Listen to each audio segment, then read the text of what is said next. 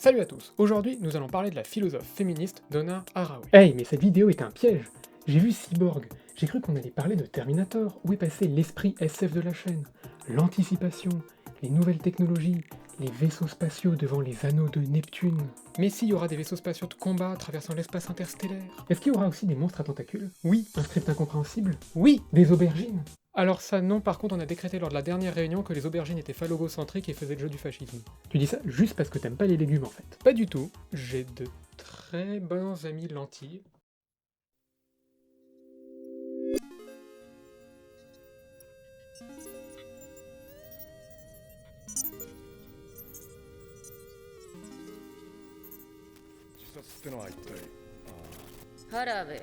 Miss Haraway. ロボットが自殺ってのはどういうことです？ガイノイドたちは自ら故障することによって人間を攻撃する許可を作り出すの。ただしその論理的帰結として倫理コード第3項からも解放される。人間に危害を加えない条件下において自らの存在を維持せよ。正確には自戒と呼ぶべきだと思うけど。お望みなら人間と機械の区別を自明のものとしたいならね。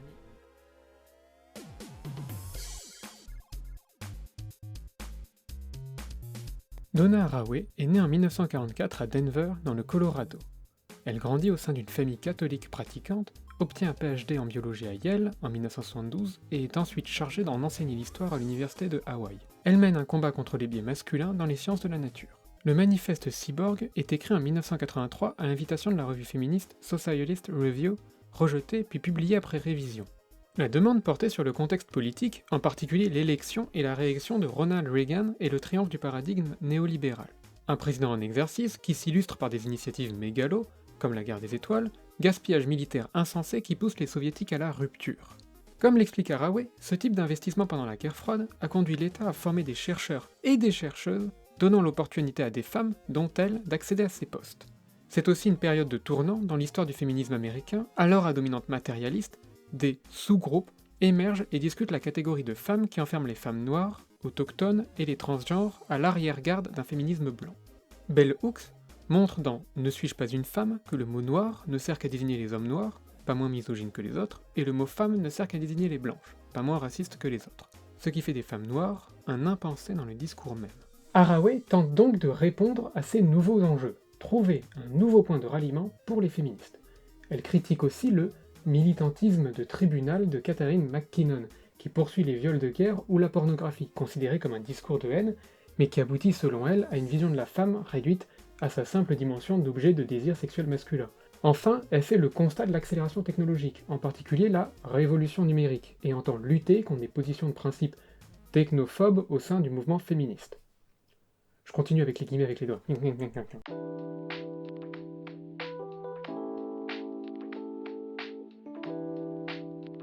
Donna Haraway est coutumière de la fabrication de figures, qui lui servent de trope. Le trope, c'est une figure de style qui rend un texte plus vivant, en jouant sur les différents sens et connotations d'un mot. Figure, en français, désigne un visage, une apparence extérieure, un dessin, tandis qu'en anglais, figure désigne un rôle, to figure, une surface, en géométrie. Elle utilise l'ensemble des significations et joue avec les figures fantastiques, par exemple le vampire, pour ensuite faire des expériences de pensée à partir des liens du sang, jusqu'au thème des liens de parenté. Ou alors l'araignée Cthulhu, pour critiquer l'anthropocène et sa vision de la crise écologique centrée sur l'humain. Ici, avec le cyborg, c'est à la fois une réalité technologique et sociale, des histoires de science-fiction, des livres et des films qui lui servent à inventer de nouveaux récits, qui repensent nos configurations sociales et identitaires, comme Le Gain, voir la vidéo précédente. Elle commence par dire qu'il s'agit de construire un mythe ironique. Elle ne fait pas l'apologie du transhumanisme, mais subvertit l'usage d'un objet de SF masculine à connotation militariste pour faire voler en éclats les frontières de la science et de la fiction. Donna Haraway est connue pour sa critique des savoirs situés, le fait que la production scientifique n'est pas neutre ni indépendante du social. Elle se sert de la figure du témoin modeste, une personne abstraite mise devant les expériences et censée avoir un point de vue objectif, sauf que ce maître étalon, dans l'inconscient collectif, c'est un mec blanc dont la perception est de toute façon située. Ah, et avant d'aller plus loin, Haraway n'est pas anti-science, au contraire, elle pense que la recherche gagne à tenir compte de la situation des points de vue. Donc lâchez vos grands chevaux et allez lire ce qu'elle en dit avant de me faire des commentaires horrifiés à partir de 2 phrases de la vidéo, parce que je simplifie, c'est une vidéo, oh mon dieu vous êtes sur internet, c'est incroyable. déteste les gens.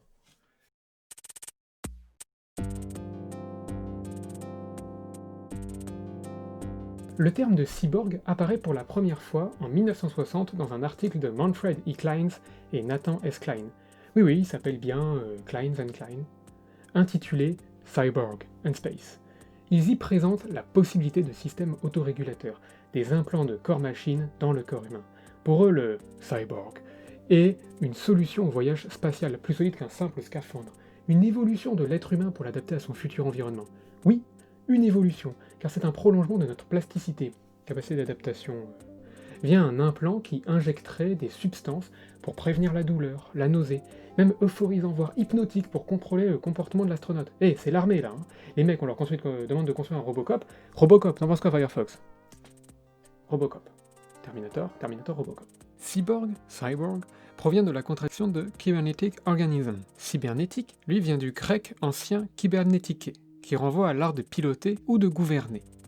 Norbert Wiener l'utilise en 1948 pour qualifier l'étude du monde sous l'angle des systèmes d'interaction, et aujourd'hui, cyber est connoté au numérique. Merci Gibson et le cyberespace. Je reviendrai une autre fois sur l'évolution historique qui a permis cette conception du corps humain comme dispensable et objet de contrôle, mais il faut garder en tête qu'elle n'a rien d'évident. Comment différencier le robot du cyborg de l'être biologique avec des implants? Il faut être rigoureux, et Thierry Hockey propose de distinguer l'extension, comme le baladeur MP3 ou le casque de réalité virtuelle, le substitut visir, comme la jambe de bois ou la greffe d'organes, du cyborg, qui est un couplage intégré d'organismes et de machines, indispensable au fonctionnement de l'ensemble. En d'autres termes, la solidarité est vitale entre l'implant et le reste. Il n'y a plus à proprement parler d'utilisateur ni d'interrupteur. On se rend bien compte des questions philosophiques que cela pose sur l'être humain, notamment que se passe-t-il si on remplace progressivement chaque organe par une pièce mécanique avec la même fonction? À la fin, quid de la définition de l'être humain et quid de la conscience? Le cyborg est un être qui vit sur les lignes, les frontières des dualismes centraux de la philosophie occidentale. Corps, esprit, machine, organisme, c'est pas non plus un robot servile, réalité sociale, fiction, c'est à la fois un objet imaginé et une réalité sociale de personnes dont l'identité est fracturée, mais on y reviendra, une matière d'imagination, et un être dans l'existence change notre perception des expériences, etc. Le ou la cyborg est sur une frontière. L'expérience de pensée commence par nous interroger sur ce qu'implique l'existence d'un être hybride. Donna Haraway s'en empare pour déconstruire ces dualismes et mettre en évidence le décalage entre rôle attribué et réalité biologique, comme posséder certains attributs et être une femme, ce qui doit nous interroger sur la nature et les visées de cette assignation. Pourquoi ces attributs conditionne un certain rôle dans la société. Oh, mais t'es en train de dire que les femmes ça n'existe pas et que tout est une construction sociale, la gravité aussi, lol. Oui, tu vis dans une société. Tu parles un langage et t'as une caméra, hâte de la ramener. Bref, on va présenter brièvement 3 expériences de pensée. C'est un 3 avec les mains.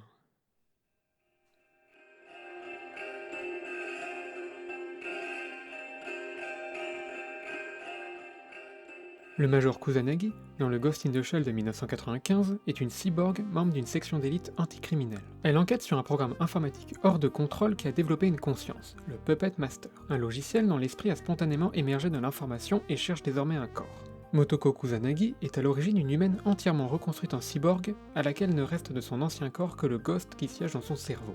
Ce terme provient de The Ghost in the Machine d'Arthur Koestler qui lui-même le reprend de Gilbert Ryle. A ce sujet, je vous recommande la vidéo de la Luciole de 30 ans. Pour ce dernier, localiser la source de la volonté ou de la conscience est vain, car il s'agit d'une confusion entre une abstraction et un ensemble causal. Ce serait aussi idiot que de rechercher l'université dans ses locaux. Arthur Koestler qualifie l'expérience individuelle de la dualité corps-esprit à travers le concept de holon. Dans la nature, chaque chose est tout et partie, comme l'atome composé d'électrons, de protons et de neutrons. Le cerveau cognitif de l'homme, produit de l'évolution, superposé à son cerveau primitif, est dans l'incapacité de penser cet empilage. C'est cette expérience spécifique que qualifie le Ghost.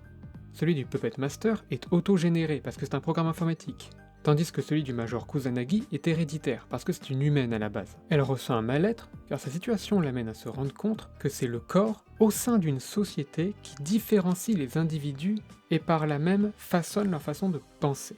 Bien oui, à quoi ça sert d'avoir un tel corps quand de toute façon ton ghost, ton âme on pourrait dire, c'est presque un programme et on pourrait le mettre dans n'importe quelle enveloppe. A l'inverse, le Puppet Master recherche un corps, car il ne peut évoluer sans, car c'est de lui que provient la diversité des individus, et donc la multiplicité des formes d'esprit. Parce que oui, la première différence entre nous tous, c'est notre conscience n'a pas été foutue dans le même appareil, et que du coup, on pense pas pareil. pas fait exprès celle-là.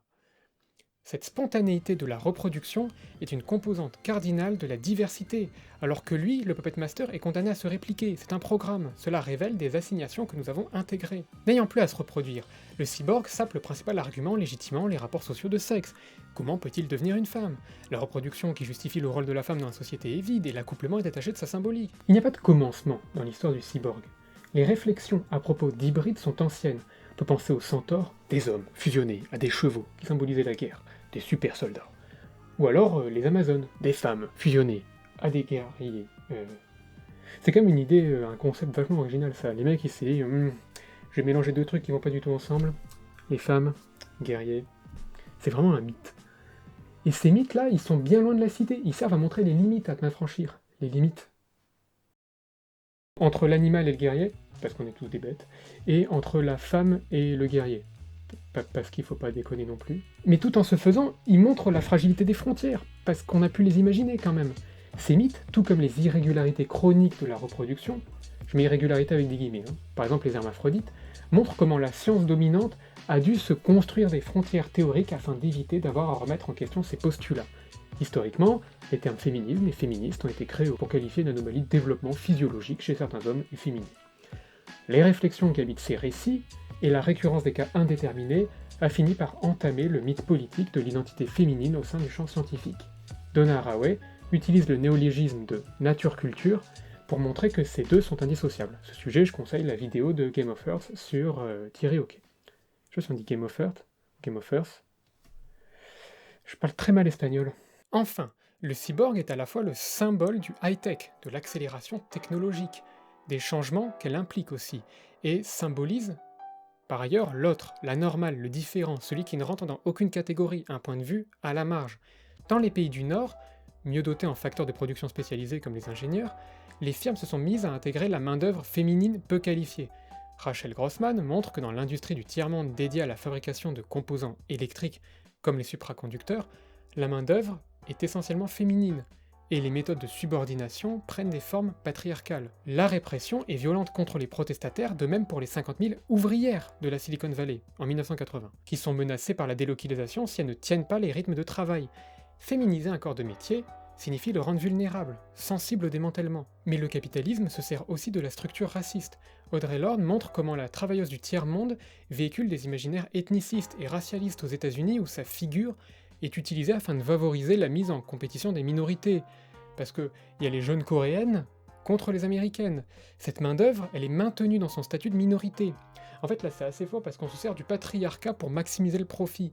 Si on ne tient pas compte de cette situation, eh ben, l'émancipation des unes coûte aux autres. L'émancipation des américaines coûte aux coréennes. Pour Donna Haraway, cela permet d'envisager de nouvelles bases. La sœur d'ailleurs suggère la possibilité d'une survie du monde, non du fait de son innocence, mais parce qu'elle est capable de vivre sur la frontière, d'écrire sans avoir besoin du mythe fondateur de l'unité originelle et de son apocalypse incontournable. La Malinche, celle qui accompagnait Cortés, elle trahit son peuple en utilisant le langage du conquérant, je crois que c'est Cortés, mais détourne ses propres règles internes au langage espagnol à des fins d'élévation sociale.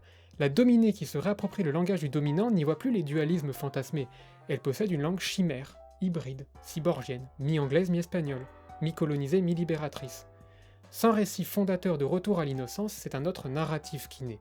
Et c'est dans cet esprit de rupture que Donna Haraway défend à la fois la nécessité des histoires à plusieurs voix, qui permettent de donner d'autres points de vue, et même si elle engage à ne pas non plus idéaliser cette parole, elle encourage à apprendre à voir d'en bas, à penser en cyborg, tout en conservant un point de vue critique, et elle insiste sur la nécessité pour le féminisme d'intégrer ces points de vue cyborg, c'est-à-dire à la marge.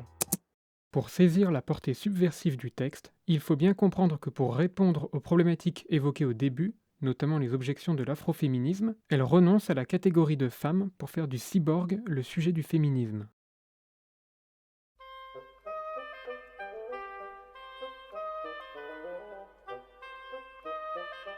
Les fabulations polyphoniques, c'est l'imaginaire des féministes que nous avons évoqué précédemment, qui grâce à la science-fiction, ce langage de la nuit, ont permis d'ouvrir des champs de réflexion comme celui de Donna Haraway.